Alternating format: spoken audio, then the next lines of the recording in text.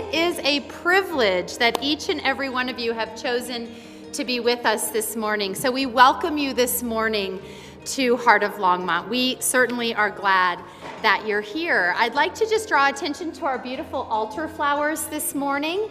They are given this morning by Joe Lloyd in honor of her daughter Jenna's birthday, and then also from Butch in honor of Peg's birthday. So happy birthday! All right, what do we like best? This one?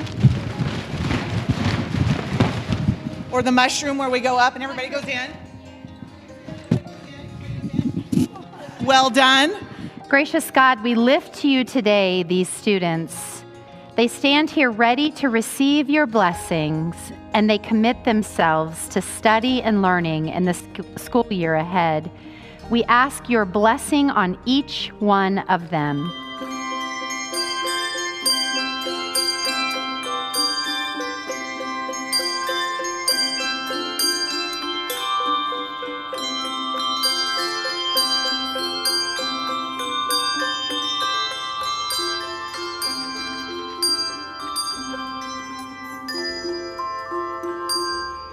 Love is patient, love is kind. It isn't jealous, it doesn't brag, it isn't arrogant. It isn't rude, it doesn't seek its own advantage. It isn't irritable, it doesn't keep a record of complaints. It isn't happy with injustice, but it is happy with the truth. Love puts up with all things, trusts in all things, hopes for all things, endures all things.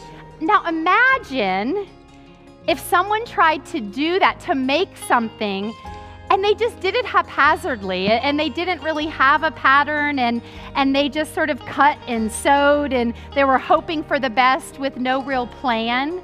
I'm guessing, even if you're really talented like Jean, that it doesn't look as good, doesn't come out quite as good as if you follow the pattern, right?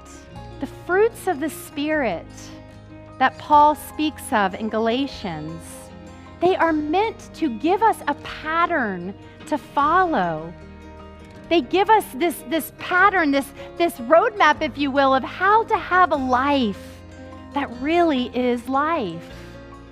Love is, Paul says, macrothumia, patient, slow to anger.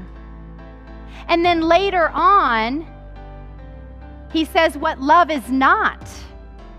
And he says love is not easily paroxuno, is not easily angered.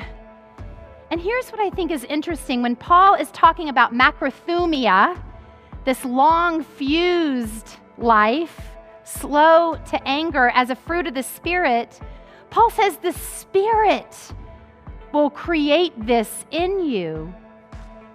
So it is a practice of prayer, of worship, and by doing this, by praying these into existence, we are fixing our hearts on those things in which we desire for our lives. There was a really cool study that I heard about this week that said, on average, for every one act of kindness, it produces 3 more.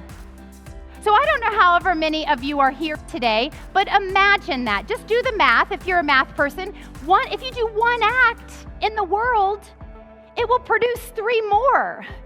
So we are going to be re-engaging with Habitat for Humanity. My husband, John Graffelman, will be the lead on that.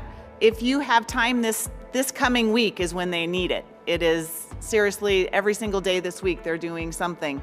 And so if you have some extra time, they would love that. Shine your light. And a world times feels so very dark. Take the fruits of kindness, of patience, of goodness into the world and spread it. Go today, wherever it is you go knowing that you go in God's peace and love. Amen.